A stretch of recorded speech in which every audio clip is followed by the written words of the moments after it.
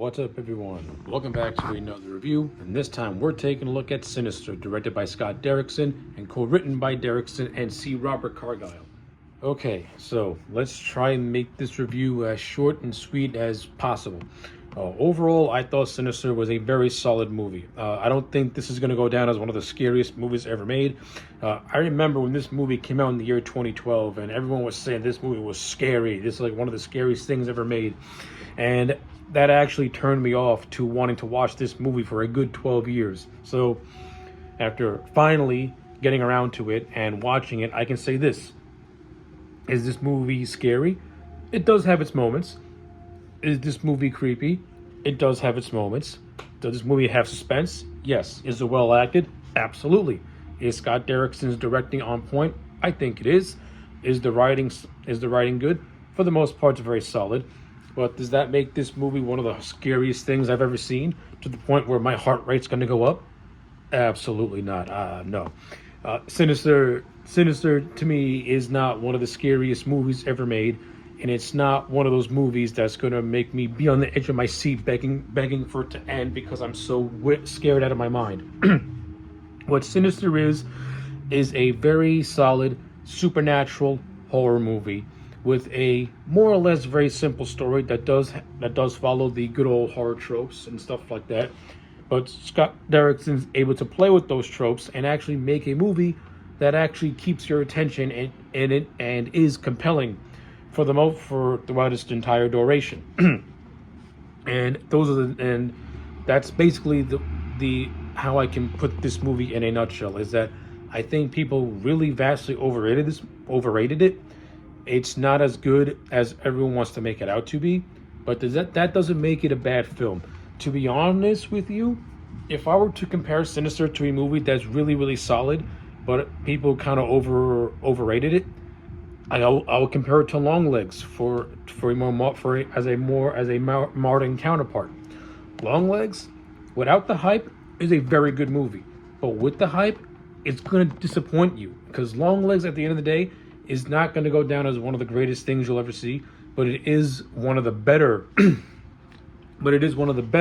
horror movies to come out. And that's basically what Sinister is by 2012 standards at the time. It's one of the better movies to come out that's of an original work and not part of any ongoing franchise. So when you put it into that context, yeah, Sinister's good. So with that being said, let's just briefly go over it. I'm going to do the positives that I like first. Positives number one is that the cast in this movie, everyone plays their role really, really well, and I like these characters.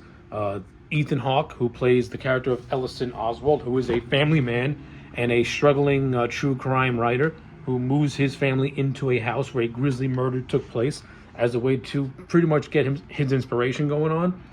I thought Ethan Hawke in this movie was actually really, really good. Ethan Hawke puts on a great performance as more or less like an everyman character who is the audience POV. I think Ethan Hawke did a good job at making Ellison likable, but also making him somewhat of an asshole, but not to the point where you're gonna be against him. Like, it's more of a curious nature, so to speak. Like Ellison never crosses into to the territory of you first started to like this man and now you just can't wait for him to have his grisly end. Like, to me, Ellison as a character never crossed that line, which is really good. And I attribute that to not only Derrickson and Cargill's writing, but to Ethan Hawke's performance, who just gave a very natural performance. And I thought he was really good all throughout this movie. You know, Ethan Hawke had moments where you can actually feel the intenseness that his character goes through with certain moments, and he also has those moments of levity, specifically when he's having conversations with Deputy so and so, played by James Ranson, I should say. Speaking of which, I thought James Ranson as the deputy, I thought he had actual some funny moments, and I kind of liked the whole thing of him being a fanboy of Ellison and being a fan of his work. And I kind of do like the scenes between them. That to me is where a lot of the lighter moments of this movie come from, or when these two characters are interacting. Because when Ellison is interacting with his family, It plays out more like a drama, and there's not really a whole lot of levity with that. But that's not to say it's bad. No, it's a good balance. This movie does a good balance of balancing its horror, its lighthearted, its lighter moments, and its family drama moments. It was Derrickson was able to balance it out as even as he possibly could. So I give him a lot of credit for that. All the other actors in this movie, I thought played their roles well. Juliette Raylands, who played his wife, I thought she did a good job. The two kids who play their children, Ashley and Trevor, I thought they played their roles well as well. Well too, I should say. They didn't turn in no cringy performances or anything like that. I mean, they didn't have a whole lot of screen time, but in the screen time they did have, I bought them. They didn't bother me, and they played their roles the best that they could. So there's that. The movie also has a cameo by Vincent D'Onofrio, who plays like this occultist who pretty much knows the history of this supernatural being known as Bagul that is peppered all throughout this movie. So this being known as Bagul is known as the Eater of Children, in which he more or less manipulates children into killing their families. Hence the snuff films that Ellison discovers in the attic of his house. He finds these snuff films in which these families are brutally dispatched, and it's more or less revealed that it's one child from each of these families who are committing these murders under the influence of this ancient pagan pagan being known as Bagul. So I like how D'Onofrio's character was more or less meant to fill in those gaps and give us a history of Bagul. And I actually do like the scenes with D'Onofrio and Ethan Hawke, because he pretty much gives us the exhibition that we need to know in order to flesh out the film's primary antagonist, which is this supernatural being. So I like it, and I do like the fact how it comes across more as like this occultist, pagan, ancient thing, as opposed to like a supernatural being that just pops up for shits and giggles. Like there's actually some connection. There's actually some interesting history behind it. So I like that. In terms of this movie's directing, overall, I thought Scott Derrickson did a fantastic job directing this movie. This movie is slow burn, and you feel that with the pacing, but it's a good slow burn. It's a slow burn that takes its time, and it doesn't overload you with jump scare after jump scare after jump scare. Like, there are a lot of scenes where Scott Derrickson's building up tension and building up suspense, and the payoffs are normally pretty good. There are certain scenes where he does use jump scares, and I think it kind of kills the scene. For example, a good example, there's this one scene where Ellison is looking up into the attic, and he sees a bunch of kids sitting down while the whole movie is playing, and the kids are like on one side, and then Bagul all of a sudden appears right in the middle where the movie screen is, and then he just randomly just pops up in Ellison's face, and he falls off a ladder. See, that scene played great, but once that Bagul jump scare happened after initially seeing him in the middle with the children, that was cheesy, that was stupid, you didn't need it. The only thing you needed with Bagul was him just standing at the center. That is it. It would have been, it was already played for effectiveness, and now you killed it for a cheap pop, and it kind of ruined the pacing for me of that moment.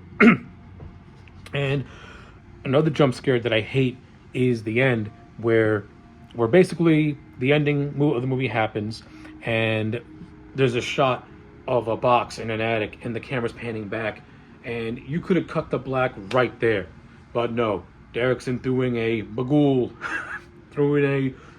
jump scare, and it ruins that too. Like stuff like that you don't need. You already got the hook, and now you kill it with a cheap scare, and it kind of ruins the whole thing. I mean, it may come across as sounding like a nitpick, but if you actually, when you watch the movie and you watch what happens leading up to those two scenes, you'll say to yourself, yeah, you're right. You didn't really need those cheap scares because you already had some good stuff going on with this movie. You didn't need those scares and all the other jump scares that are peppered all throughout the movie. You had good build up to it, but then then you kind of kill it. And I wasn't a fan of that. I didn't like it at all. But stuff that I do like the overall look of Bagul, who the kids call Mr. Boogie. It has a very uniqueness to it. It has something that's like nightmare fuel. So that was cool. I like that a lot. And I also like the ending of this movie.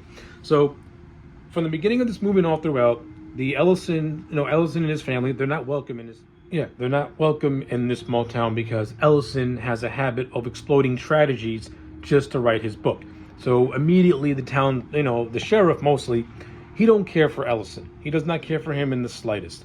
And this eventually leads to Ellison discovering the box of snuff films and him at first getting very interested in it, taking notes. But as the more he watches these movies and see these families be dispatched in very horrific ways, this is where he starts to get glimpses of this Bagul being. This is what leads to him to contact Vince D'Onofrio's character. This is where his sanity starts to erode throughout the course of the movie until he finally thinks to himself, "Hey, listen, is this worth it? Is everything worth it?" And this is where they leave this town to go somewhere else. At first, everything is fine, but then Ellison finds the box of home movies, and the big twist of this movie is that undercover, his daughter was undercoverly being seduced by Bagul, and it's Ellison's daughter Ashley who ends up killing her family at the end of the movie. I liked it. I thought that was just absolutely sick, disturbing, and awesome. Yeah, the ending of this movie, the big twist with Ashley, I thought that stuff was great and really, really well handled because it's done very, very subtly. I think the movie was setting up the son to do it, but then all of a sudden it goes in the other direction. It was actually the sister who does it. And I actually think that was a good misdirection. And actually, it was a satisfying payoff, in my opinion. So I liked it. I like that a lot.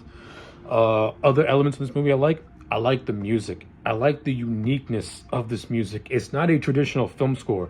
It's just like random like noises and just eerie things that when you watch it, they completely get under your skin, and it fits every single scene in this movie. The music fits it perfectly, and it really gives it that sense of just unease, creepiness as to how unnatural it sounds. I thought that was great stuff as well. So yeah, again, just like Longlegs, while I don't think this movie was ultra scary, it is a good and solid horror movie, which is why I'm gonna give Sinister a solid 8 out of 10. I thought this movie was good. Do I think it's overrated? Absolutely. But if you take all that away and just watch it as a movie, it is really good. And I like and it's really held together by Ethan Hawke, Scott Derrickson, and C. Robert Cargyle. Especially Derrickson and Cargyle, who are two guys who are no strangers to the horror genre. They did The Black Phone, which is a good movie. And if you're familiar with Marvel, they also did the first Doctor Strange movie, which is also pretty good. So the movie had talent. As opposed to everything else that this movie has to offer, aside from a couple of nitpicks here and there, like the 2 jump scares that weren't necessary, everything else was done fantastic. Like the whole movies were shot on real 8mm film, and they look absolutely disturbing and sick. And while this movie is not graphically or gory, you do see the aftermath of a lot of stuff, like blood on walls and stuff like that. That really gives you a sense of unease. Like Derrickson was able to get the most out of doing very little, and that's the mark of a good horror director, in my opinion. So yeah, 8 out of 10 for Sinister. Let me know your thoughts in the comment sections down below. Like the video and subscribe, and I'll check you back next time for more.